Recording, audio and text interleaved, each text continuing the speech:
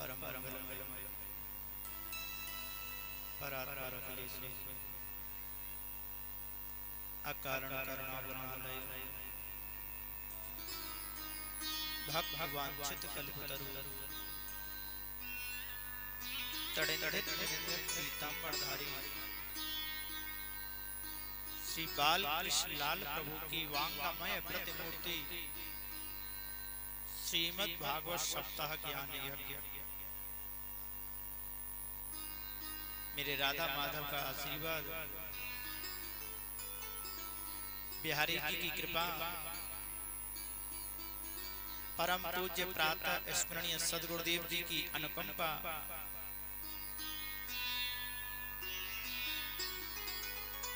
भक्त राज हनुमंत लाल की कृपा, राधा रानी के परम सानिध्य में, बांके बिहारी जी के परम सानिध्य में, श्रीमान आदित्य कुमार दीक्षित जी की विशेष आग्रह से इस पवित्र ग्राम बस्ती ग्राम टोडरपुर के सभी भागवत रसिक प्रेमी जनों के विशेष आग्रह से ये मेरे बांके बिहारी लाल का वांगमय प्रतिमूर्त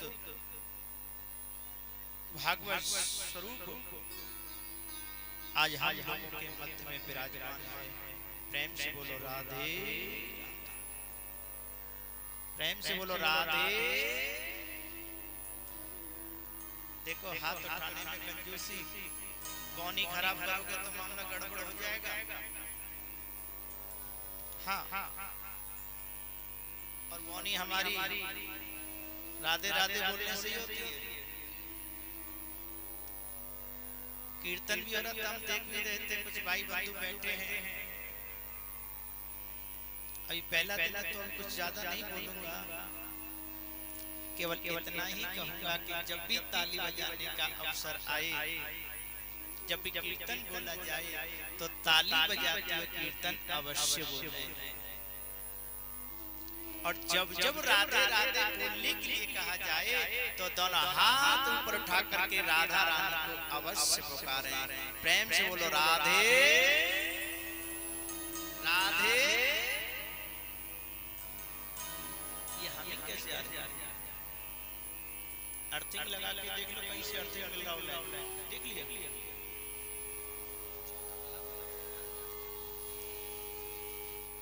चलिए, जैसे बिहारी जी की कृपा, तो आइए हम भी अपनी कथा में प्रवेश करते हैं। आज शोभा यात्रा में गए, शोभा यात्रा में गए तो गांव के परिक्रमा में जितने भी मंदिर देवालय थे सभी में पूजन अर्चन किया। क्योंकि वहां पर देव किसी न किसी रूप में विराजमान हैं, किसी न किसी रूप में विराजमान। और भगवान की प्रतिमाएं चार प्रकार की होती हैं। प्रेम से बोलो राधे। चार प्रकार की। एक प्रतिमा होती है पत्थर को तराश करके बनाई जाती है। पत्थर को तराश करके भगवान की प्रतिमा बनाते हैं। एक प्रतिमा होती है, एक कारपेंटर लकड़ी पर ठाकुर जी का रूप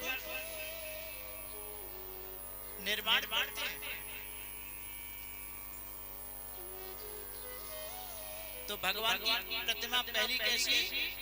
पाषाण निर्मित, पत्थर से निर्मित। ठाकुर जी की दूसरी प्रतिमा होती है लकड़ी से निर्मित, और तीसरी भगवान की प्रतिमा निर्मित होती है धातु से। किससे? धातु से। अब धातु में सोने की है कि चांदी की है या पारे की है या स्फटिक की है, उससे कोई मतलब नहीं। सोना, चांदी, तांबा, पीतल, पारद सब धातु के अंदर आता है। इसके अतिरिक्त ठाकुर जी का एक स्वरूप और होता है, और वो स्वरूप होता है कागज से निर्मित। कागज से निर्मित। कभी कभी कुछ बच्चे स्कूल जाते हैं तो कागज पर ही ठाकुर जी का रूप बना के लेके जाते हैं, पेंटिंग भी करते हैं, कागज के ऊपर ठाकुर जी का रूप दिया गया। और पांचवा ठाकुर जी का स्वरूप होता है शब्द स्वरूप। पहली प्रतिमा पाषाण की, दूसरी प्रतिमा ठाकुर जी की धातु की, तीसरी लकड़ी से निर्मित, चौथी कागज से निर्मित, और पांचवी भगवान की प्रतिमा होती है शब्द से निर्मित। और शब्द से निर्मित मेरे बांके बिहारी जी की वह छवि श्रीमद् भागवत जी के रूप में आज आप और हमारे मध्य में श्री धाम वृंदावन से चल करके ग्राम टोडरपुर में यहाँ पर स्थापित हो चुकी है। ये भागवत जी कोई साधारण पुस्तक नहीं है, कोई किताब नहीं है, किसी नेता का भाषण नहीं है, किसी कॉलेज के प्रोफेसर का कोई लेक्चर भी नहीं है। यह भागवत जी स्वयं मेरे राधा माधव का ही स्वरूप है। ये कोई पुस्तक नहीं है। जब शोभा यात्रा की तैयारियां पूरी हो चुकी थी, कमरे से भागवत जी को लेकर आज से 7 दिन कथा आएगी कि मेरे श्याम सुंदर प्रभु यदुवंशियों का संहार होने के बाद में अपने ही कुल परिवार का संहार करके और भगवान अपनी लीला पूरी करके वैकुंठ जाना चाहते हैं। वैकुंठ जाना चाहते हैं। और जब वैकुंठ जाना चाहते हैं, आकाश मंडल में समस्त देवतागण आकर के उपस्थित हो गए कि सारी दुनिया को सायुज मुक्ति प्रदान करने वाले, सारी दुनिया को प्रलय कालीन समय में अपने अंदर समाहित करने वाले परम ब्रह्म जब कृष्ण बनकर के धरती पर आए हैं, तो वह अपने लिए कौन सी मुक्ति का रास्ता अपनाते हैं। ये देखने के लिए कि सारी दुनिया को मुक्ति देने वाला अपने लिए कौन सी मुक्ति अपनाता है। तब भगवान श्याम सुंदर ने देवताओं के देखते ही देखते एक बहेलिया के तीर को अपनी मृत्यु का कारण मानकर अपनी अंतर आत्मा को निकाला और निकाल करके आकाश में ले जाकर के 3 रूपों में परिणत कर दिया।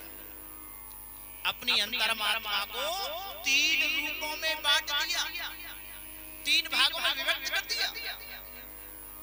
और जब 3 रूपों में विभक्त किया ना, तो पहला रूप गोलोक धाम के लिए चला गया, जहां मेरे श्याम सुंदर प्रभु राधा रानी के साथ में विचार करते हैं, विहार करते हैं। दूसरा, मेरे श्याम सुंदर की अंतर आत्मा का स्वरूप ब्रज 84 कोश में आकर के समाहित हो गया। ब्रज 84 कोश के अंदर अपनी अंतर आत्मा रूप बना दिया। और तीसरा जो रूप है अंतर आत्मा का, जो तीसरा भाग है, भागवत जी में स्पष्ट आया है,